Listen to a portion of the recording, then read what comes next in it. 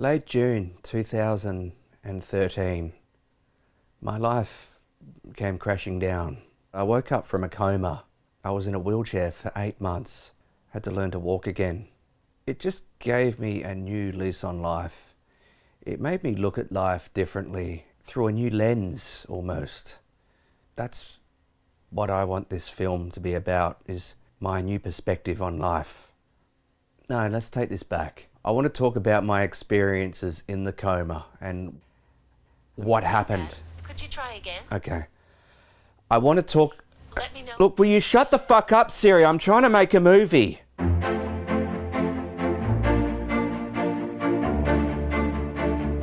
See, I've got this newfound perspective on life where I look at things differently. You see, art is everywhere. You just have to open your eyes to see it. I walk around with these rose-colored lenses just to remind myself to have gratitude. Perspective, perspective, perspective. Repetition is everything in art. That's why I like to take 1,000,000 photographs for one picture.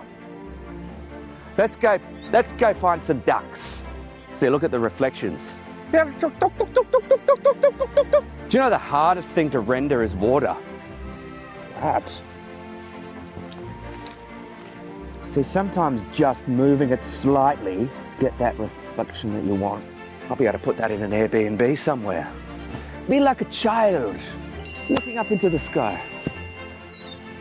Well, it's not officially a toilet, but it did the job.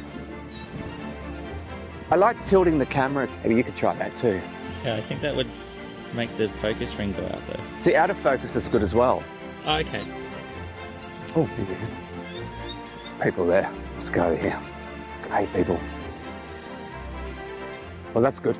Oh, Did you get the photo? I did, I got it. I didn't hear the camera go. We'll put some Foley in there. Whoa, perspective. Very Boo Radley. I must submit that to the Royal Adelaide Show photography competition. Fingers crossed, yet to have a shout out there. They play it on the flat screen. I guess it's more sustainable because you know you're saving all that money on the they only print the winners. I was driving along Anzac Highway and all of a sudden I started getting nauseous.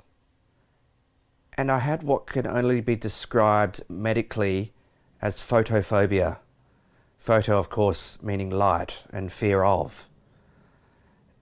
And I remember hardly being able to open my eyes.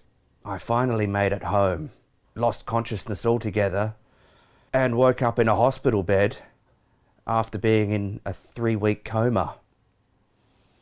And I do remember fading in and out, and everything started breaking down into code. I didn't know whether I was dreaming or it was reality, and I don't think it mattered. I think it was the same thing. And I couldn't move. I'm sorry. I'm sorry.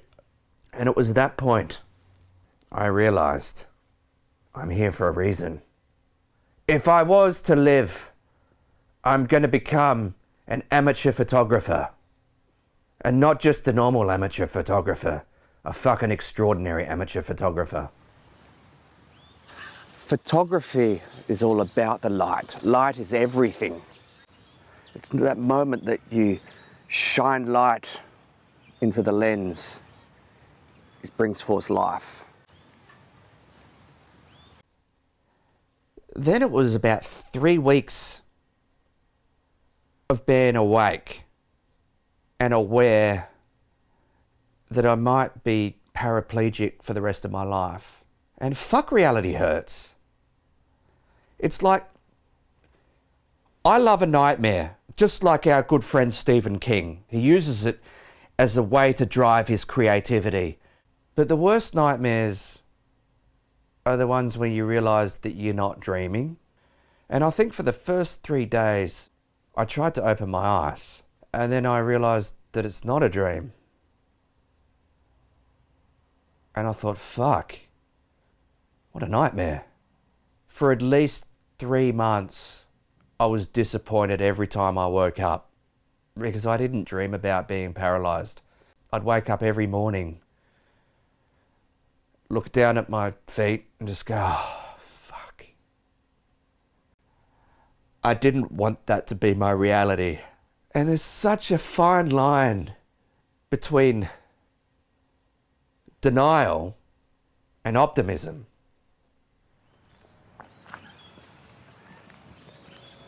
So the light is so powerful. When I was in a coma and I was fighting the darkness, an image is like being in a black room and there's just a tiny pinprick, but you just get close as possible and you peer through it.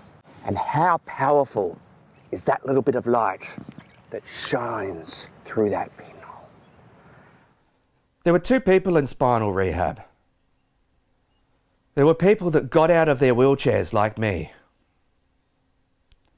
And there were people that just wanted to be fucking carried. And I just realised that's such an offensive thing to say.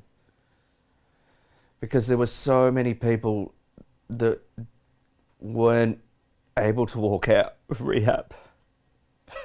And I had survival guilt for so long. I remember the first time I walked from my hospital ward to the lunchroom. It took me 45 minutes.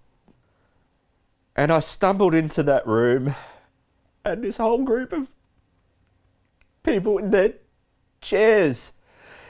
I got a seated ovation.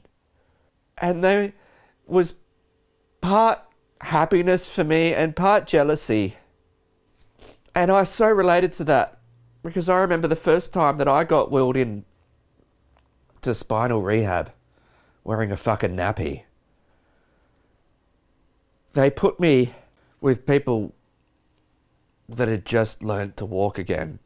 We called these people walkers. That's what they were referred to as from The Walking Dead. It's a reference, by the way. And I remember just looking up at them and thinking, you motherfucker, don't rub my nose in it.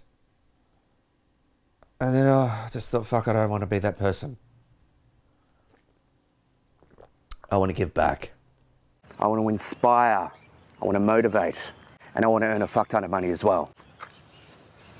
Steve Jobs taught me that. And I've kind of gone for his look. But unfortunately, he died of pancreatic cancer.